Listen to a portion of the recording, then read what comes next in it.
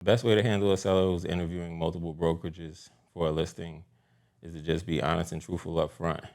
This is my pricing, this is my marketing strategy, this is what I can do for you, this is what I can't do for you.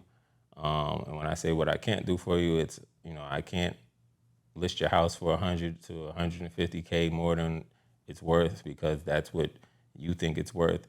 And explain to them too, other brokerages that you're interviewing are gonna come here and they're not gonna care.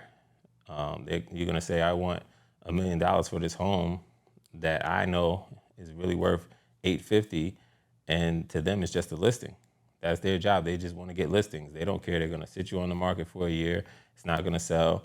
And guess what? You're gonna do price reductions back down to 850, where it's supposed to be anyway. So, or you might end up less because now you're getting lowball offers because it took a year for it to never sell.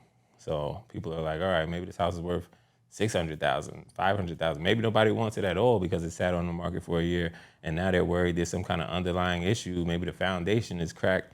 All kinds of stuff goes through buyers' heads when they see a property sitting on the market for that long. So best thing you can do is be honest and truthful with them up front and say, this is the price that I believe we can get it sold for. This is my marketing plan.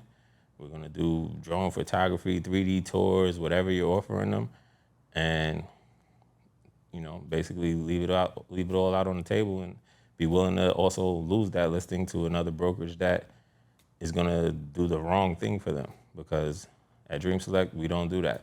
We list it, and we list it the right way. If you want to list with us, we're gonna price it right. We're gonna get it sold. If that's not what you're looking for, then yeah, go with XYZ brokerage and sit on the market for a year.